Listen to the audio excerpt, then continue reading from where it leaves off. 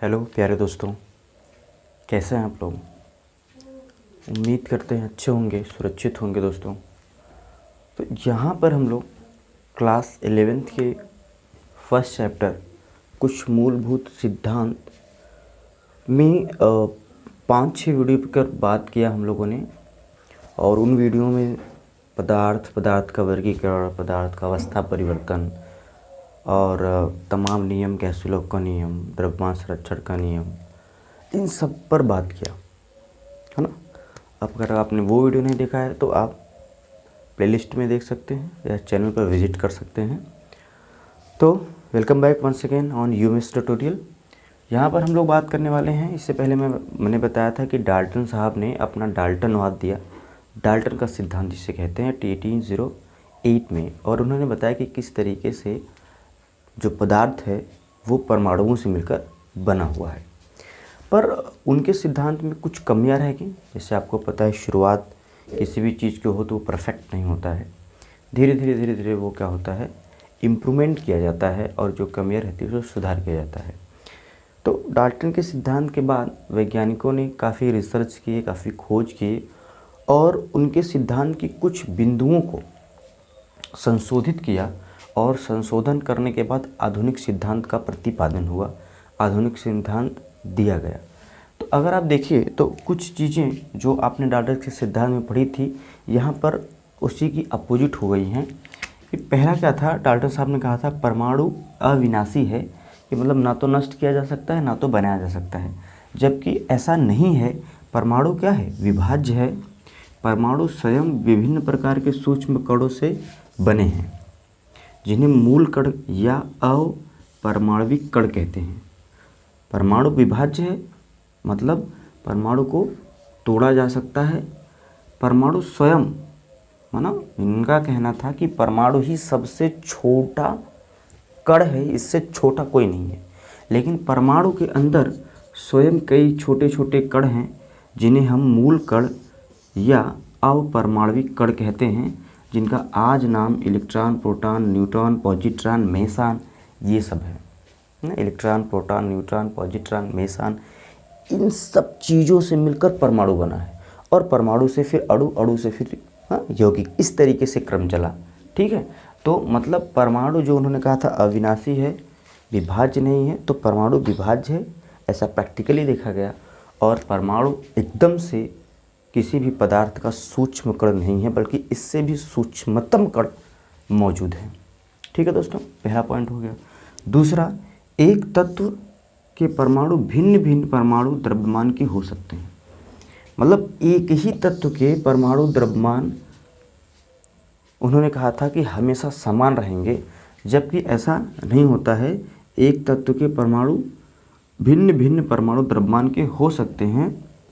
किसी तत्व के परमाणुओं के जिनके परमाणु द्रव्यमान भिन्न भिन्न होते हैं उन्हें हम क्या कहते हैं दोस्तों, समस्थानिक कहते हैं।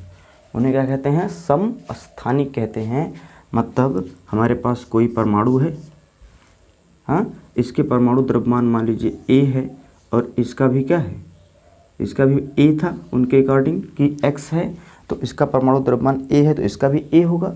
लेकिन यदि इसका बी भी है तो परमाणु क्रमांक तो इसका सेम रहेगा, परमाणु क्रमांक तो इसका क्या रहेगा, सेम रहेगा। तो इस स्थिति में इसे हम क्या कहेंगे दोस्तों, समस्थानिक का दर्जा देंगे, समस्थानिक कहेंगे।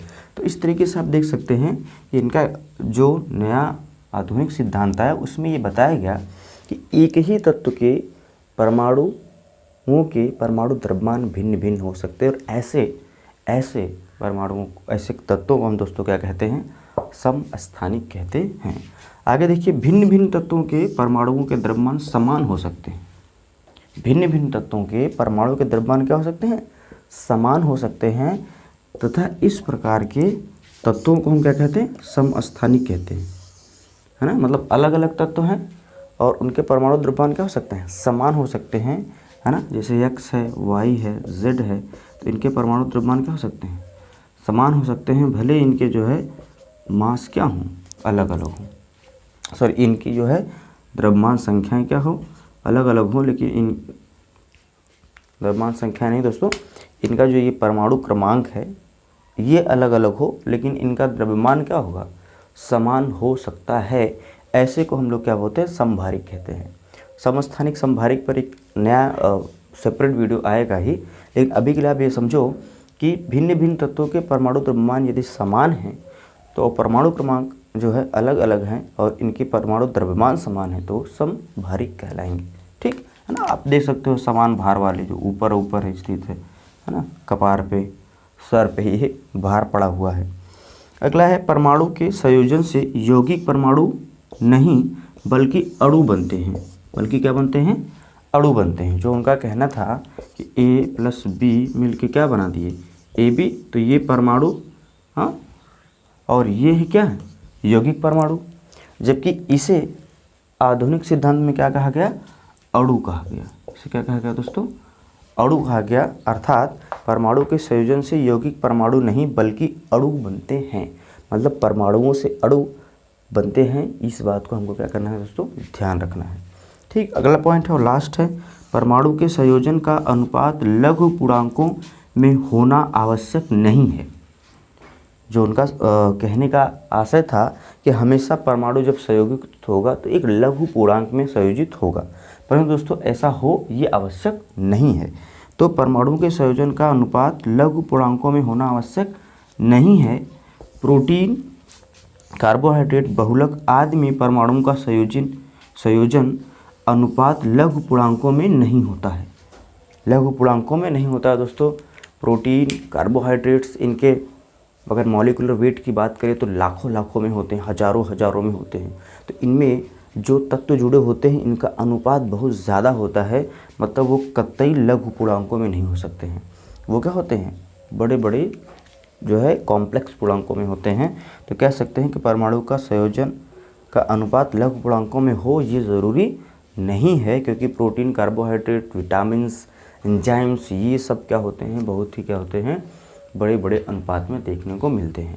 तो दोस्तों जो डाल्टन सिद्धांत दिया था आधुनिक खोजों से, हालांकि उन्होंने बहुत अच्छा काम किया था, लेकिन आधुनिक खोजों से उसमें कुछ कमियां निकल के सामने आई और इन कमियों को इस तरीके से प्रदर्शित किया गया और इनमें सुधार भी किए गए। अब दोस्तों आगे हम लोग बढ़ेंगे और परमाणु क्या होते हैं, अणु क्या होते हैं, यौगिक क्या होते हैं, है ना, परमाणु भार क्या होता है, इस पर एक सेपरेट वीडियो आएगा। टिल देन बने रहिए साथ। God bless you. Thank you.